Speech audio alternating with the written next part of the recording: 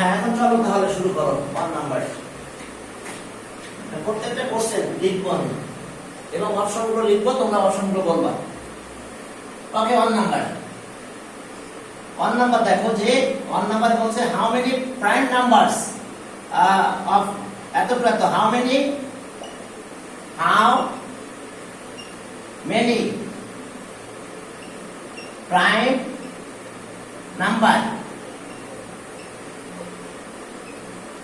prime numbers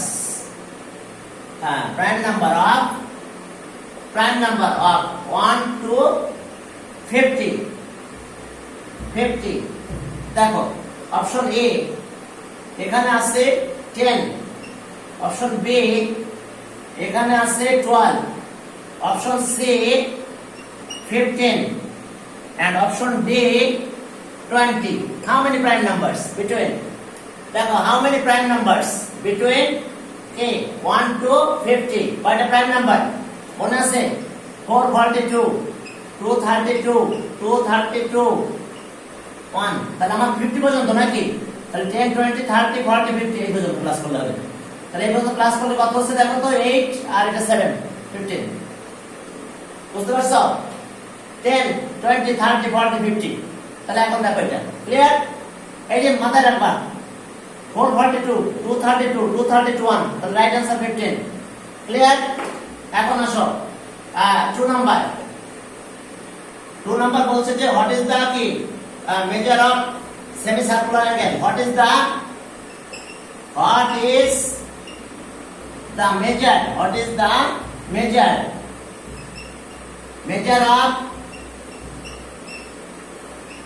measure of semi circular angle,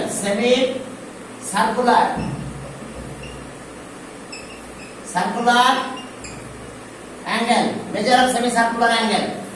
A number 180 degree, 180 degree. B number 120 degree. C number 100 degree, 100 degree. D number 90 degree. এখন দেখো semi circular অ্যাঙ্গেলটা দেখো always 90 degree. হ্যাঁ 90 degree, semi circular angle 90 degree. যেমন দেখো আমরা একটা circle draw করলাম, semi circle মানে হাফ সার্কেল, কিন্তু এই যে সার্কেল এটা সেন্টার, তাহলে এটা ডায়ামিটার, তার মানে কি হাফ সার্কেল। হাফ সার্কেলের ভিতরে অ্যাঙ্গেল ড্র করলে এটা অলওয়েজ 90 ডিগ্রি হয়। সার্কামফারেন্স যে কোনো একটা পয়েন্টে যাও অলওয়েজ প্রত্যেকটা 90 ডিগ্রি। দেখো প্রত্যেকটা অ্যাঙ্গেলে 90 degree, semi circular angle 90 degree, এটা ডায়ামিটার। তাহলে হাফ সার্কেলের ভিতরে যে অ্যাঙ্গেল ড্র করব সব অলওয়েজ 90 ডিগ্রি হবে। তার মানে সেমি সার্কুলার অ্যাঙ্গেল কত ডিগ্রি? 90 ডিগ্রি। তাহলে आंसर 90 ডিগ্রি। এরপরে চলো 3 number.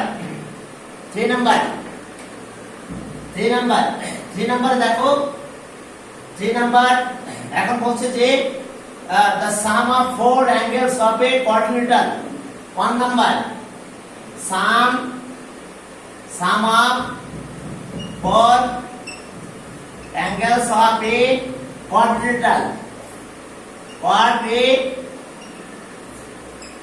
quadrilateral is 180 degree.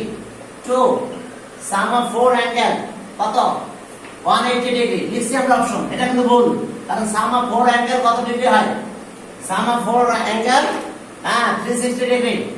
360 degree. 2 if two adjacent side of a rectangle are equal, if two adjacent sides of a rectangle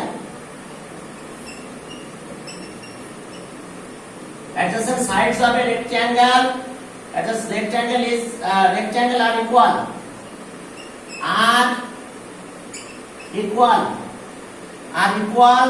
okay, it is a square. It is a, দেখো রেক্ট্যাঙ্গেলের adjacent side যদি equal করে দাও, যায় তাহলে দেখো square হয়, এটা right. Rectangle side বড় করছিল রেক্ট্যাঙ্গেল, এই যে দেখো অ্যাডজেসেন্ট সাইড এটা কিন্তু আনইকুয়াল, কিন্তু যদি কোনো কারণে অ্যাডজেসেন্ট সাইড দুটো ইকুয়াল হয়ে যায় তাহলে এটা স্কয়ার হবে, it is a square, it is right. It is a square. তাহলে আমাদের এই অপশনটা রাইট আছে। সাম অফ অ্যাডজাসেন্ট ইজ কে সাইড আর ইকুয়াল, তাহলে it is a square. Sum of adjacent sorry if two adjacent side of a rectangle are equal, it is a square. এবার 3 number option আছে দেখো, 3 number every rhombus is a parallelogram. হ্যাঁ এটা right. every rhombus, every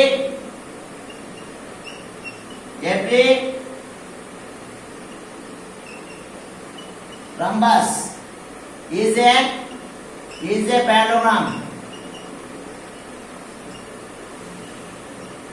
every rhombus is a parallelogram, তাহলে এটা right, কারণ rhombus এর definition দেখে নে, rhombus is a parallelogram।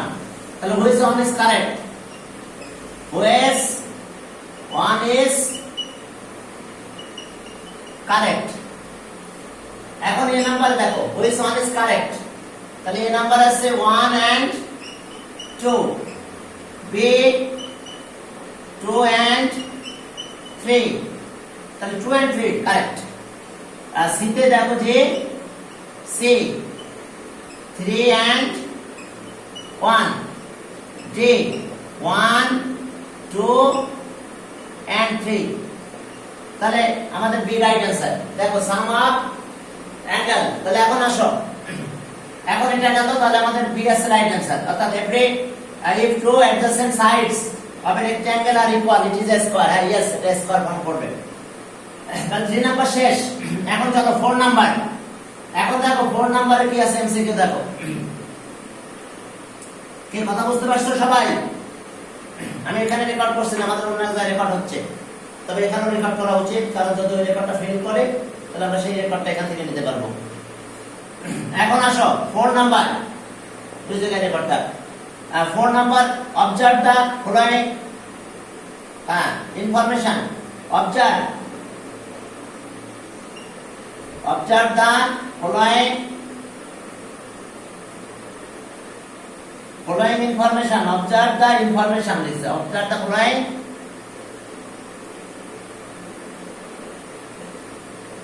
information। এখন ইনফরমেশন গুলো দেখো, যে প্রথম 1 নাম্বার বলছে 1 এ বলছে যে 4%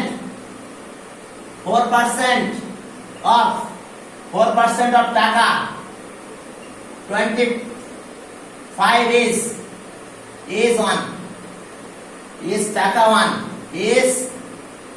1 দেখো 4% of 20% কি 4% of ওকে। এখন দেখো যে 4% of 20 কি 4% of 20 টাকা 25 is 1, হেড রাইট হবে অবশ্যই। এই যে 4/100 অফ আছে 25, তাহলে এটা কাটলে 4 হয়, 4 কাটলে 1 হয়ে যায়, ঠিক আছে এটা রাইট। এরপরে 2 নম্বরে যাও। 2 নম্বরে যে দেখো যে কি আছে আমাদের, 2 নম্বরের দিকে তাকাও, 4% গেল।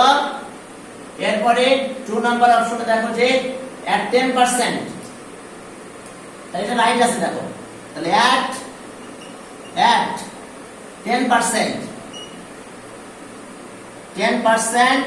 loss at 10% loss. selling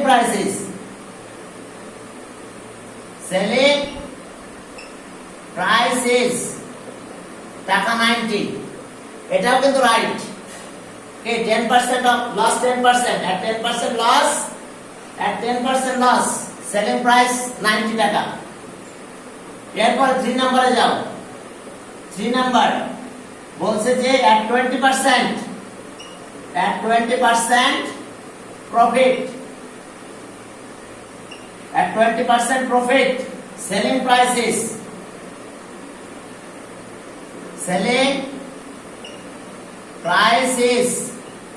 টাকা 110, এটা false. which one is correct? which one is correct? এখন দেখো কোনটা কারেক্ট হবে, কারণ এটা দেখো যে প্রফিট 10%, আর সেলিং প্রাইস 120 হবে, সেলিং প্রাইস 120 হবে কিন্তু 110 আছে, তাহলে এটা ফলস। চলো এ দেখো অপশন এতে আছে আমাদের 1 and 2, তাহলে এটা রাইট হবে। B option 2 and 3. Option C, 3 and 1. Option D, okay, 1, 2 and 3. দেখো এটা 4 গেল। এরপরে চলো 5 নাম্বার। ওকে, 4 কমপ্লিট। 5 নম্বরে যাও, দেখো বুঝতে পারছো? তাহলে আমাদের এই নাম্বার রাইট অ্যান্সার। এরপরে চলো 5 নাম্বার। 5 নম্বরে যে দেখো যে হোয়াট ইজ দ্য কি distance of x Axis. Okay, 5 number তোমরা বলবে হোয়াট ইজ, আসসালামু আলাইকুম। ওয়ালাইকুম আসসালাম, what is the distance, what is the distance of x axis, x axis from the point at the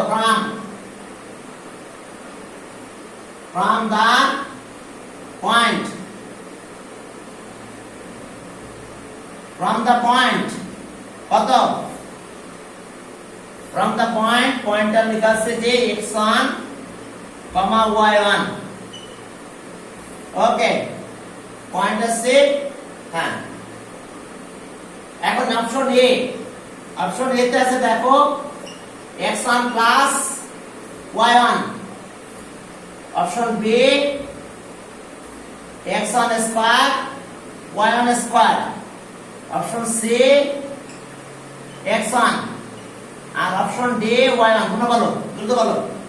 option D 6 নম্বরে গেলাম আমি, বলো এটা তোমাদের দায়িত্ব, এটা বলার। কেউ একজন বলো।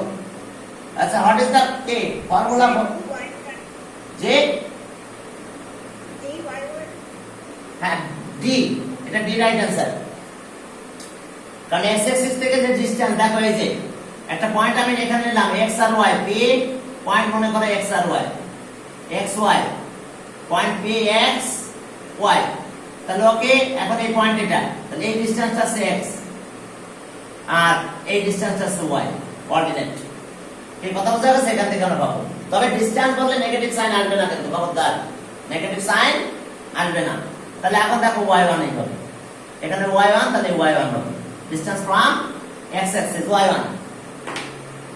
এরপরে 6 নম্বরে যাও, দেখো 6 নাম্বার বলছে যে what is the formula for কি compound principal, what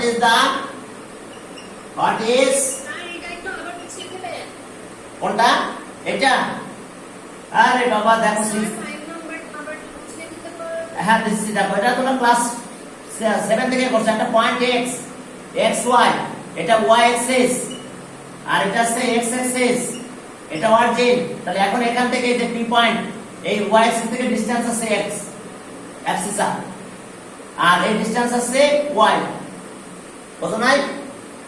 y Axis x axis এর ডিসটেন্স আছে কোঅর্ডিনেট। তাহলে এখানে x1 আর y1 যদি থাকে, তাহলে এটা আছে y1, এটা x1। তাহলে এখন কোন ডিসটেন্স বের করতে বলছে? Distance of x axis from the point এত।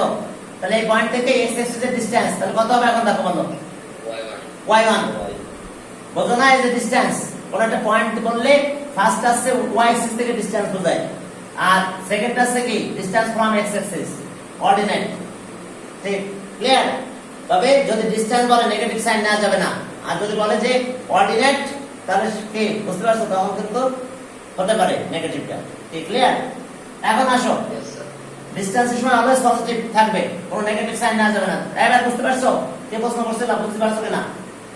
এই যে পি পয়েন্ট, তাহলে এটা y অ্যাক্সিস থেকে ডিসটেন্স আছে x1 অ্যাক্সিস আর এটা, আর x অ্যাক্সিস এর distance from x axis coordinate. তাহলে আমাদের যে coordinate distance from x axis coordinate, আর যদি বলতাম ডিসটেন্স ফ্রম y অ্যাক্সিস তাহলে অ্যাক্সিস আর লিখতে হতো x1। Clear?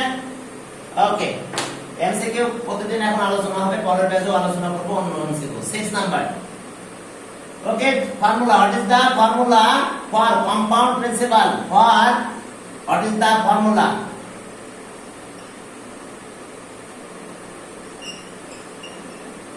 What is the formula for compound principle? Compound প্রিন্সিপালের ফর্মুলা কোনটা? এ নাম্বার দেখো তোমরা বলবে A number c by p equals to 1 minus r এর পাওয়ার n।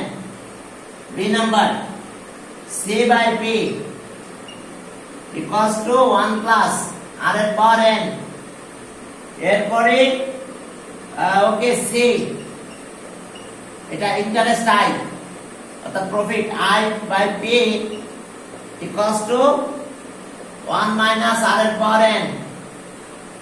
এরপরে আসছে D, option D interest equals to p p n r. এখন দেখো কোনটা রাইট অ্যান্সার? কম্পাউন্ড প্রিন্সিপাল, হ্যাঁ বি নাম্বার রাইট অ্যান্সার। কারণ আছে এই যে কম্পাউন্ড প্রিন্সিপালের ফর্মুলা আছে এটা p 1 প্লাস r এর পাওয়ার n। তাহলে এই p টা এখানে ডিভাইড করে রাখা হয়েছে, p টা ডিভাইড করা সবাই বুঝতে পারছো? এটা ফর্মুলা রাখো, তাহলে এখন p তে ডিভাইড করা আছে, তাহলে এটা রাইট অ্যান্সার। এটা আছে বি নাম্বার রাইট অ্যান্সার। তাহলে ওকে পরেরটাতে যাও, হ্যাঁ 6 নম্বরে যাও। দেখো 6 সরি 7 নাম্বার, 7 নম্বরে যাও। দেখো সেখানে কি আছে? 7 আছে what is the LCM of what is the LCM of what is the LCM of 4a x b square x cube comma 9a cube c and পরেরটা আছে দেখো যে 12 a cube b c4 a cube b c4 আর এর সাথে আছে x। দেখো LCM এখন LCM আমরা এটা বের করব। তাহলে LCM কিভাবে বের করতে হবে দেখো, তোমরা বের করতে দেখো অপশন বলবে আমারে। 7 নাম্বার এতে আছে দেখো 36 a cube b square c4 R x cube। এরপর এটা আছে b 36 a cube b cube c এর পাওয়ার 4। এরপরে c 36 এটা 36 a b cube c4x and d আসছে দেখো যে এটা কমন আছে কিছু নাই, তাহলে ওকে a cube b square c4 x cube। কোনটা দেখো? এটা x এ নাম্বার। কারণ আছে দেখো একটু খেয়াল করো 4 9 আর 12 এর এলসিএম করলে 36 হয়, এটা ঠিক আছে। এবার হাইয়েস্ট পাওয়ার গুলো নিতে হবে। a এর হাইয়েস্ট পাওয়ার কিউব, তাহলে a কিউব। b এর হাইয়েস্ট পাওয়ার b স্কয়ার, b এখানে নাই তাহলে b স্কয়ার। c এর হাইয়েস্ট পাওয়ার কত? c4, তাহলে c4। আর এরপর আসো x এর হাইয়েস্ট পাওয়ার কত? x cube. ঠিক ক্লিয়ার? এলসিএম করলে হাইয়েস্ট পাওয়ার গুলো নিতে হয়, আর এইচসিএফ করলে লোয়েস্ট পাওয়ার গুলো নিতে হয়, এবং সবার ভিতরে থাকতে হবে সেটা। এরপর আসো 1 মাইল আর 8 number 1 mile equals to how many kilometre? 1 mile 1 mile equals to how many kilometre? 1 mile equals to how many kilometer? Option 1 সবাই দেখো 0.62, option B 1.16, option C 1.61, option D 1.26। এখন কোনটা রাইট অ্যান্সার বলো? 1.61 এটা। এই কথা বোঝা গেছে? আর এটা আছে কি বলো তো? 1 kilometre equals to how many mile? তাহলে সেটার ক্ষেত্রে এটা কিলোমিটার থাকবে, মাইল বের করতে হবে, তাহলে এটা আর মাইল আছে কিলোমিটার, দ্যাট ইজ সি। কি ক্লিয়ার? এই দুটো মাথায় রাখতে হবে কিন্তু। এখানে কিলোমিটার আছে মাইল, হাউ মেনি মাইল, তাহলে এটা। এখন মাইল আছে কিলোমিটার, তাহলে এটা বুঝা গেছে? মাইলটা বড়, কিলোমিটারটা ছোট, এই জন্য এটা বড় হয়ে যাচ্ছে। এখন আসো, তাহলে এটা গেল। এরপরে চলো, ওকে, এরপরে দেখো যে আমরা এই 9 এ গেলাম। 9 নাম্বার, 9 নাম্বারে দেখো যে বলছে যে 1, 9 এর 1। Okay, empty set has only one element. Empty